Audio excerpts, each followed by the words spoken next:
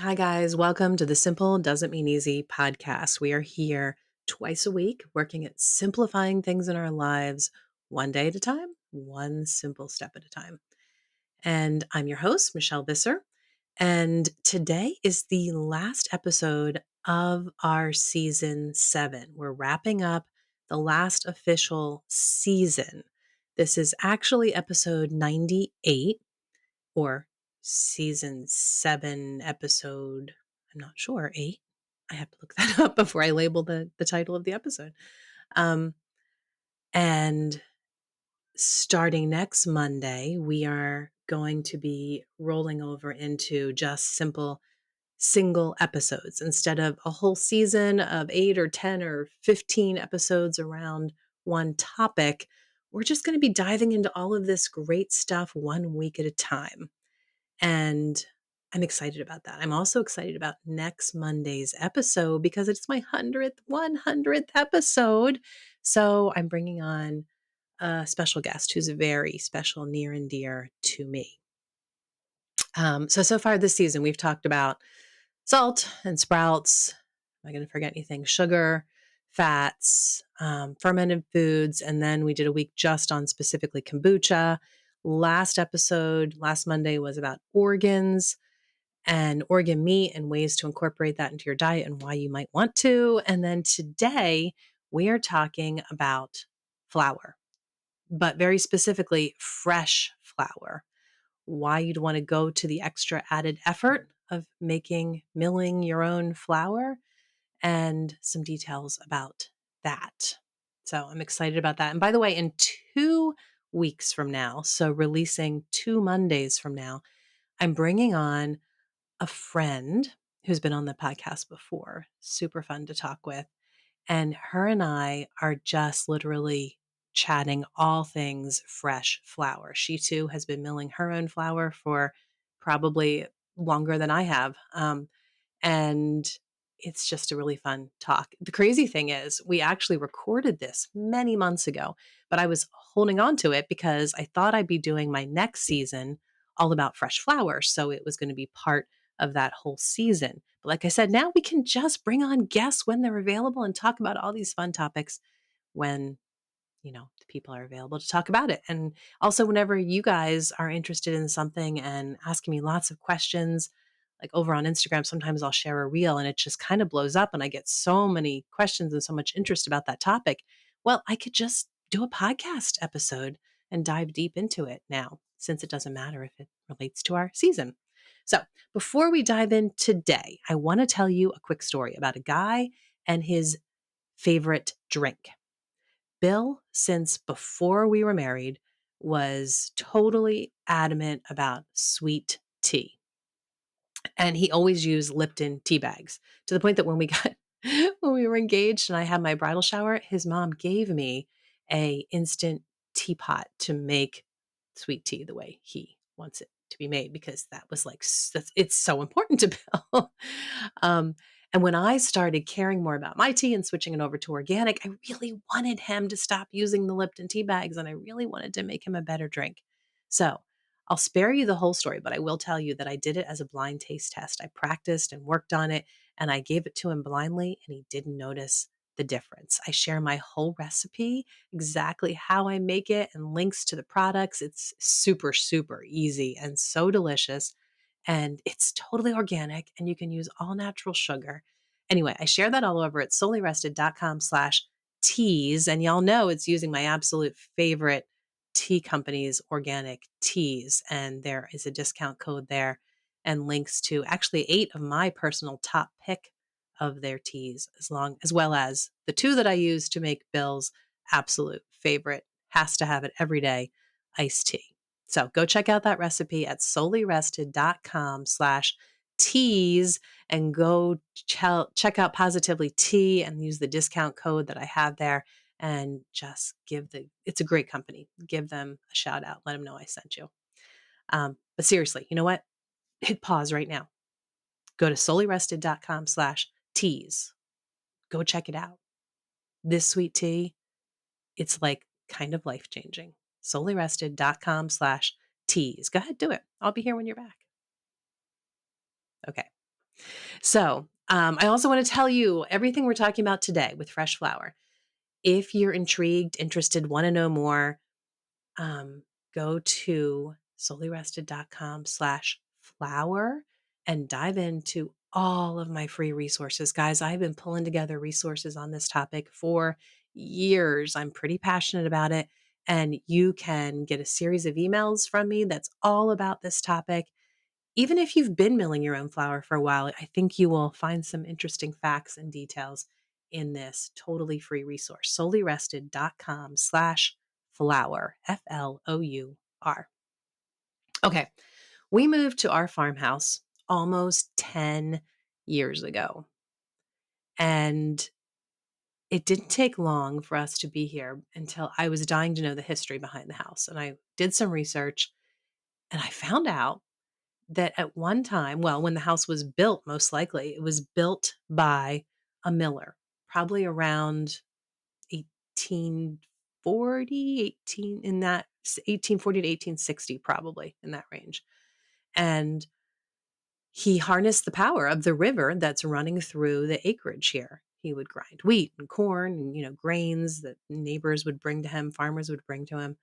And some days I find it so stinking amazing that here I am living in the house built by the miller, and I'm in my modern kitchen with my modern appliances like my automatic dishwasher and my snazzy mixer and, whatever, and my high-tech grain mill on my counter. And I'm also milling my own flour. And I got goosebumps just now. I just get really excited at thinking about how it's changed. I don't have to feed the donkeys and harness them up and turn the grist mill to get my flour. I can just flip a button.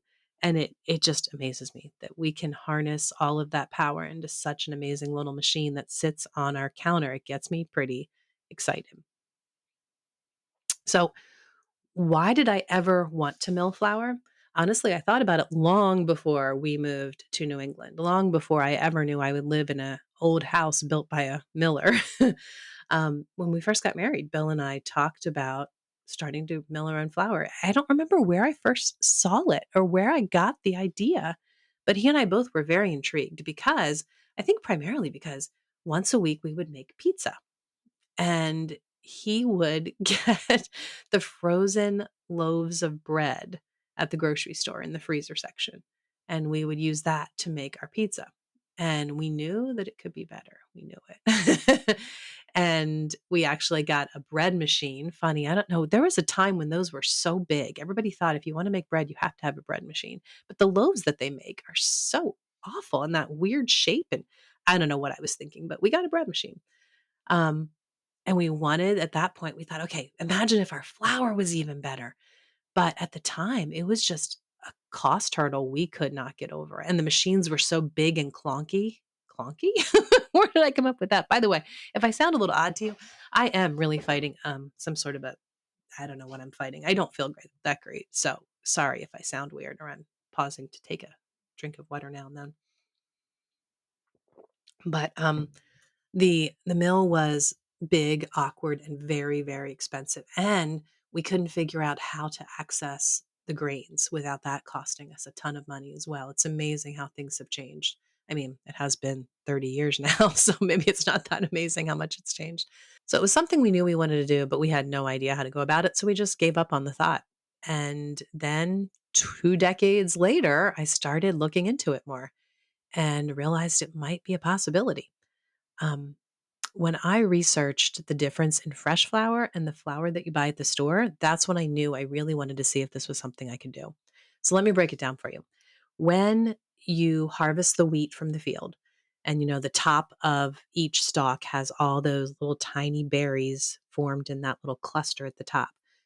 Well, the miller will separate all those berries, or the farmer, I should say.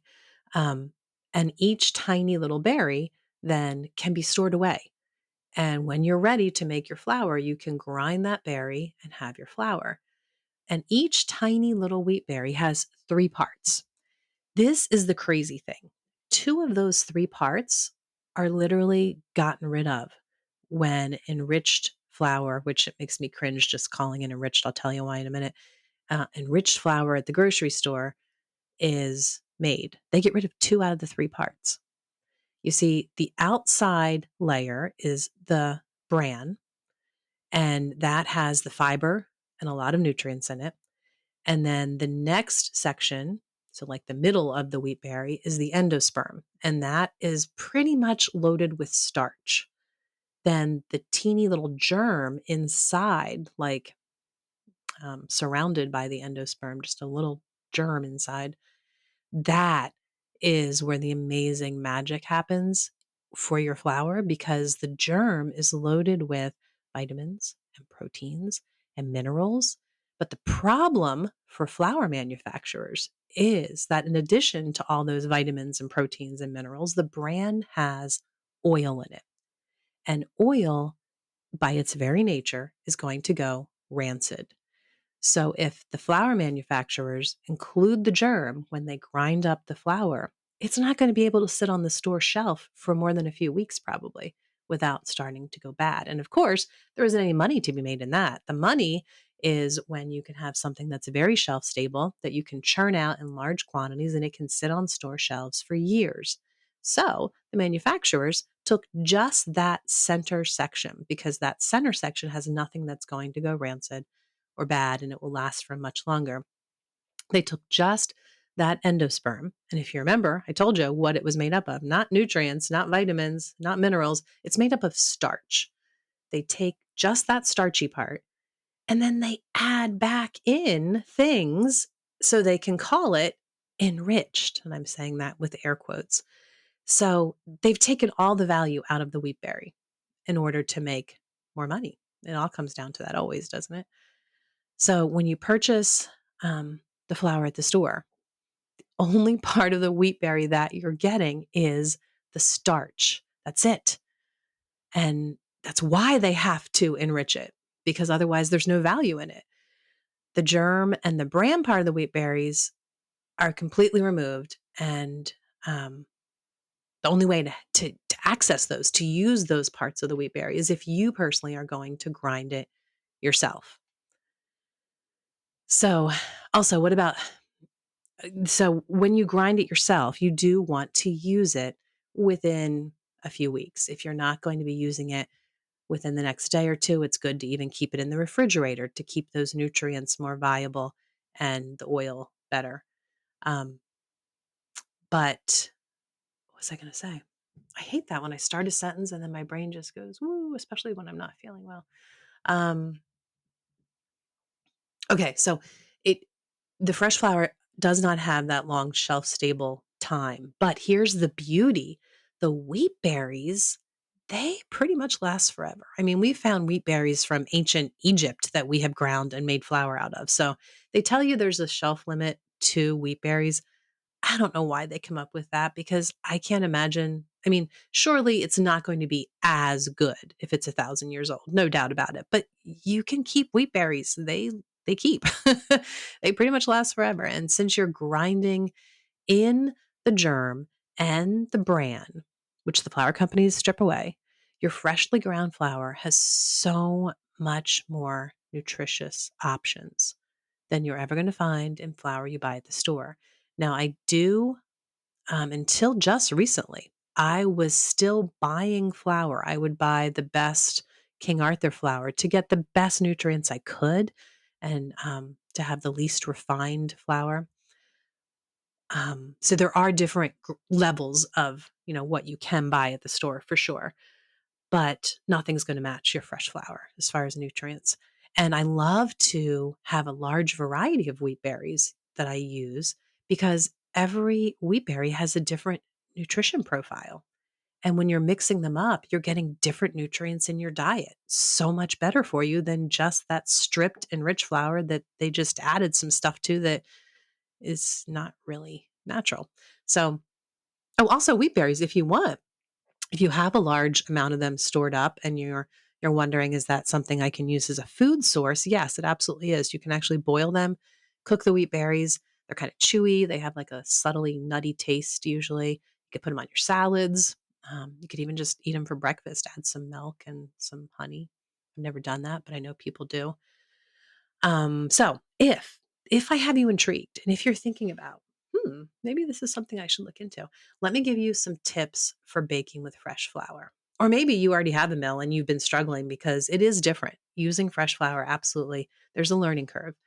Um, and I think anybody that you ask that tells you, "Oh yeah, I got a mill and I use fresh flour," and you ask them, they would, if they're being honest, they'll probably tell you their first few loaves of bread they made, maybe longer than the first few, were just bricks. They just weren't good and they didn't know what they were doing wrong. So let me give you these tips. First of all, don't hesitate. Like I said, until just recently, I did this. Don't hesitate to use a percentage of your fresh flour and a percentage of a commercial flour that you're buying because there's a different texture when you're using fresh flour. And it's really cool, by the way. Once you get in the hang of it and really more competent with what you're doing, it's really fun and kind of exciting to see, how will this cookie taste different when I'm using this combination of wheat berries versus when I made it last week with this different combination of wheat berries? It is a slightly different taste. It is definitely a different texture. And it's something that, the family probably should get used to. So it's great to do it slowly and to increase your increment of fresh to store bought as the family gets used to it and as you get more comfortable baking with it. Another thing that most people don't know that makes a big difference, depending on what you're baking, is you can sift out your bran. Now, I've been talking about how great the bran is for you, but you can sift it out and you can keep that bran and use it in other ways. You can put it on your yogurt. Um, but if you sift out the bran, then your flour is going to be softer and lighter and more like the store bought flour. Also, you do want to use a little bit less of the fresh flour than what the recipe calls for. Usually about 2 or 3 tablespoons less per cup because the fresh flour does absorb the liquid more. But it does take longer to absorb the liquid than commercial flour does. Try to not add extra flour as you're working with it. If you've been baking a long time and you just know the feeling of your dough, whatever it is you're making, and you're looking at your cookies in the mixer and oh, they need some more flour and you toss it in. Don't resist, I should say, resist that temptation when you're using fresh flour. Try to not add extra flour because it might take 10 or 15 minutes for the flour to totally absorb the liquid. And if you've added too much, then you're not going to have the right consistency in 10 or 15 minutes.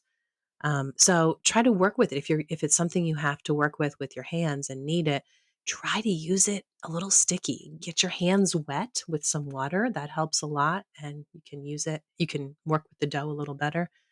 Um, I'm not saying overly sticky and horribly messy, but just kind of get used to the dough is going to be a little stickier. Also, avoid over kneading it. Try kind of mixing your ingredients together and then walking away, setting a timer for 10 or 20 minutes.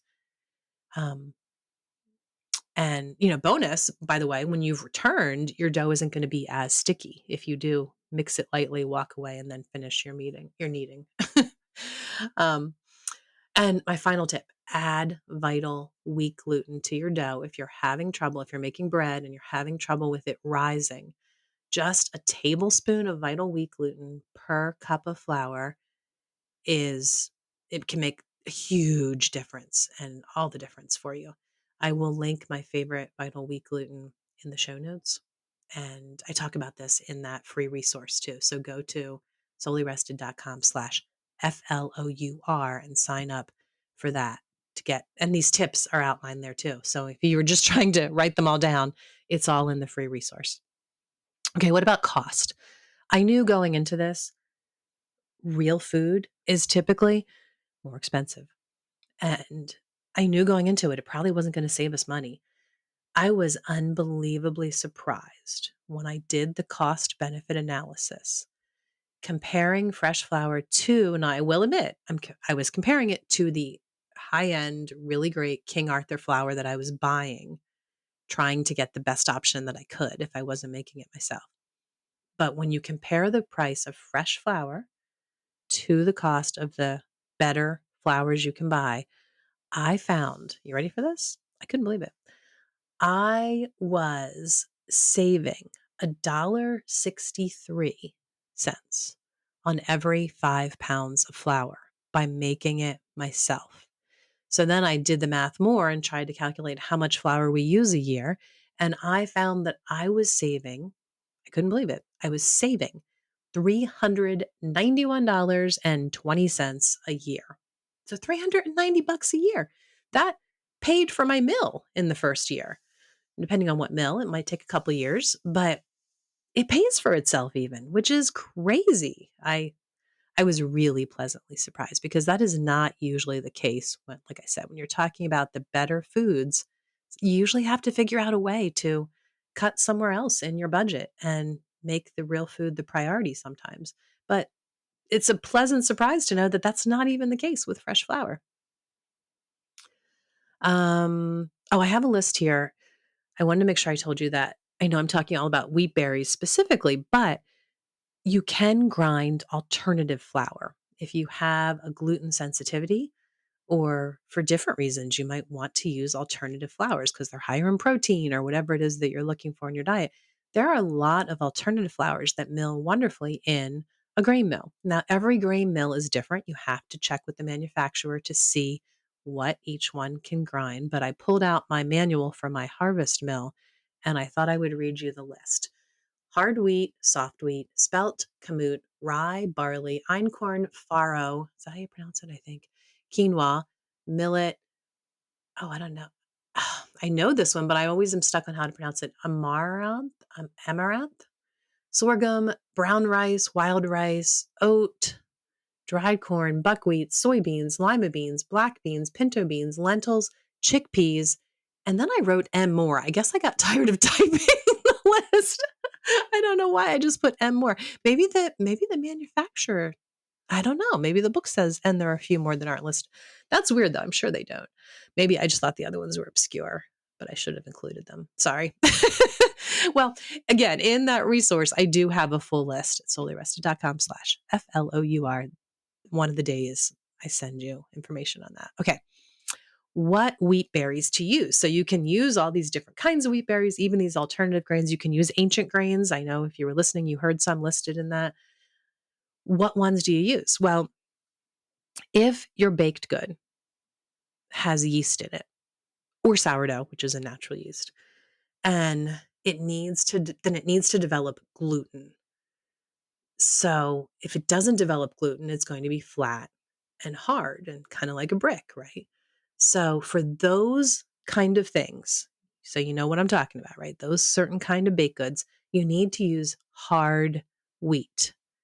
So anything that you need to give a rise time to before it goes in the oven, you probably want to use hard wheat because it has much more gluten potential and it can give you that rise. Otherwise, you can use soft wheat berries, or often ancient grains are considered to act like a soft wheat berry, or you can use a mixture of both soft and hard. Like mixtures are really good when I'm making cookies. I always use a mix of a soft and hard wheat berry. Um, Brownies are really good to use a mixture of, and even biscuits, you can use a mixture of your hard and your soft. But when you're talking about muffins or pastries, really delicate things, those you are always going to want to use soft wheat berries. So you might have figured out that you absolutely need to have at least a small assortment of wheat berries if you want to do this. But once you start enjoying it, like I have gotten totally hooked, you want a huge assortment because like I said earlier, it's super fun to mix and match and see what you come up with, what your final result is. So maybe I should do a whole episode on just um maybe alternative grains and the ones that I use and how I use them. That might be fun. Let me know if that's something you'd be interested in. Or maybe I should do a whole one on the mills. Maybe I shouldn't tell you this. I have 3 mills currently in my home. 3 different kinds. It's a long story. You know what? I will just, what do you think? Should I just do a whole episode on this as to why on earth Michelle has 3 mills and which ones are, well, my thoughts on them all. Yeah, I think I should do that. Let me know what you think. Um, okay, so I think that's everything. Let me look at my notes. Did I forget anything? I think that's everything. So I hope you found that interesting and I hope I've piqued your interest to the point that you will go to soulyrested.com/flour, FLOUR. And seriously, let me share with you lots more details. And let me know what you'd like to know in upcoming episodes relating to flour, because there's plenty things I can talk about for sure. But thanks for listening, guys. Remember, next Monday is our 100th episode. I'm so excited. And this Friday, as usual, on Fridays, we now are releasing mini episodes. So check out that. Give it a quick download every Friday. And if you haven't left a review over on Apple Podcasts, I would seriously love to hear from you and see a review of the podcast.